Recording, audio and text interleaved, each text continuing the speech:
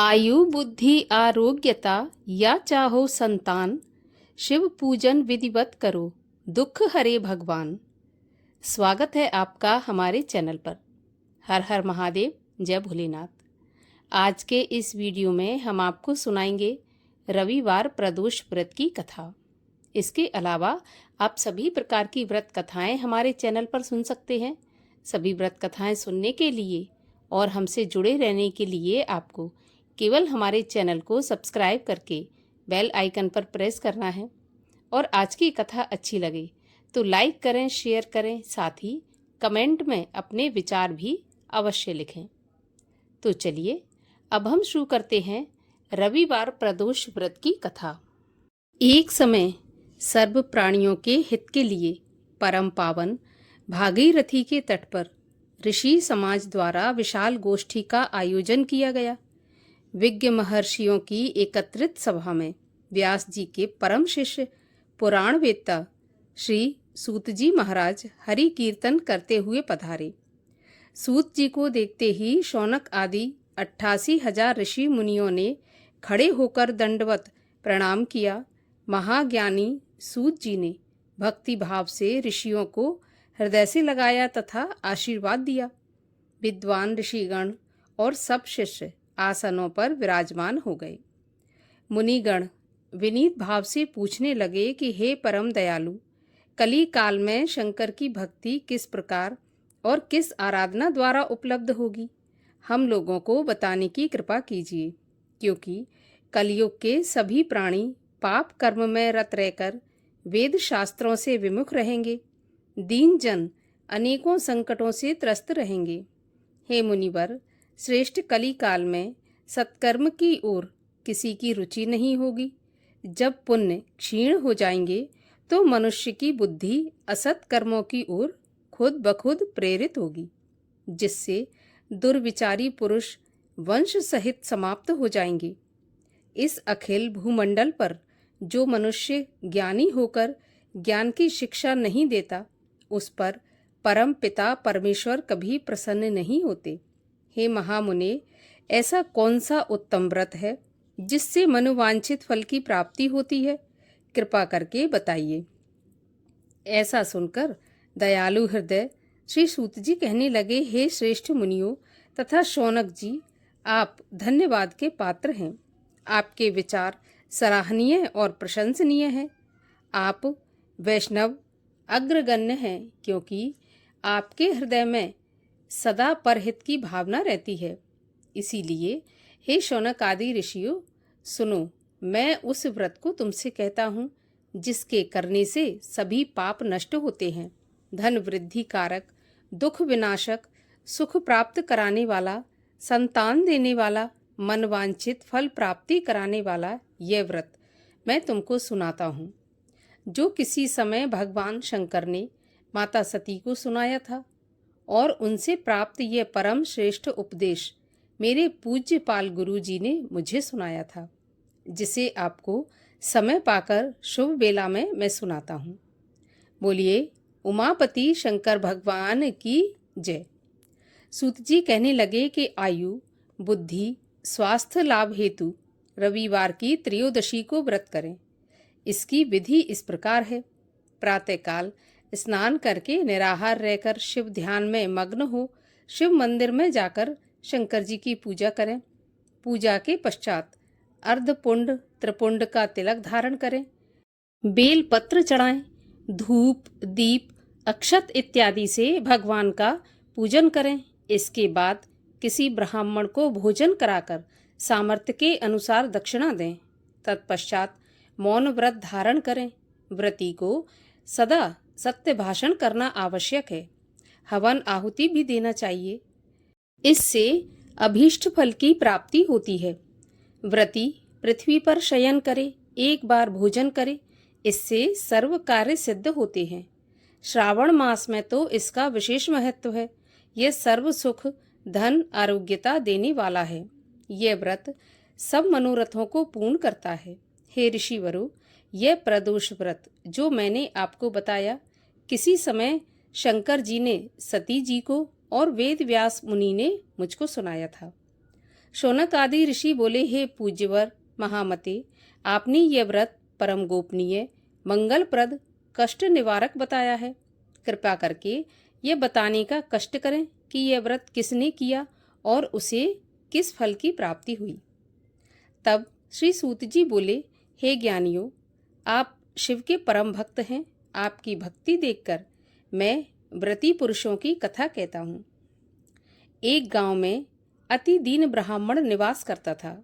उसकी साध्वी स्त्री प्रदोष का व्रत किया करती थी। उनके एक ही संतान थी जो कि पुत्र था। एक समय की बात है कि वह पुत्र गंगा स्नान करने के लिए गया। दुर्भाग्यवश मार्ग में चोरों ने उसे घेर लिया और कहने लगे कि हम तुझे मारेंगे, नहीं तो तू अपने पिता का गुप्त धन बता दे। बालक दीन भाव से कहने लगा कि हे बंधुओं, हम अत्यंत दुखी दीन हैं, हमारे पास धन कहाँ से आया। चोर फिर से कहने लगे कि तेरे पास ये पोटली है, उस पोटली में क्या बंधा है। तो बालक ने निसंकोच उत्तर दिया कि मेरी माता ने मुझे रोटी बनाकर बांध दी है। तब दूसरा चोर बोला कि भाई, ये तो अति दीन दुखी हृदय वाला है, इसे तो छोड़ देते हैं। बालक इतनी बात सुनकर वहां से प्रस्थान करने लगा और एक नगर में पहुंचा। नगर के पास एक बरगद का पेड़ था। बालक वहां पर जाकर बैठ गया और थककर वृक्ष की छाया में सो गया। तब उस नगर के सिपाही चोरों की खोज कर रहे थे और खोज करते करते उस बालक के पास आ गए। सिपाही को वह बालक दिखा तो वह उसको चोर समझकर राजा के पास ले गए। राजा ने उसे कारावास की आज्ञा दे दी। उधर बालक की माँ भगवान शंकर जी का प्रदोष का व्रत कर रही थी। उसी रात्रि को राजा को सपना हुआ कि वह बालक चोर नहीं है। प्रातःकाल उसे छोड़ देना, नहीं तो तेरा सारा वैभव और राज्य नष्ट हो जाएगा। रात्रि समाप्त होने पर राजा ने उस बालक से सारा वृत्तांत पूछा तो बालक ने सारा वृत्तांत कह सुनाया। सारा वृत्तांत सुनकर राजा ने सिपाही भेजकर बालक के माता पिता को पकड़वा कर बुला लिया। जब उस बालक के माता पिता ने अपने बालक को राजा के यहाँ पर देखा तो वह डरने लगे और भय से कांपने लगे। तब राजा ने उन्हें भयभीत देखकर कहा कि देखो, तुम डरो नहीं, तुम्हारा बालक निर्दोष है। हम तुम्हारी दरिद्रता को देखकर तुम्हें 5 गांव दान में देते हैं। भगवान शिव की कृपा से ब्राह्मण को 5 गांव दान में मिले, जिससे ब्राह्मण का समय सुखपूर्वक व्यतीत होने लगा। इस प्रकार जो भी कोई इस व्रत को करता है उसे सदा आनंद की प्राप्ति होती है और भगवान शिव की कृपा से उनके सारे कष्ट दूर हो जाते हैं, जैसे इस ब्राह्मण का कष्ट भगवान शिव ने दूर किया। जो भी इस कथा को पढ़ता है या सुनता है उसके सभी कष्ट दूर होकर सभी मनोकामनाएं पूर्ण होती हैं।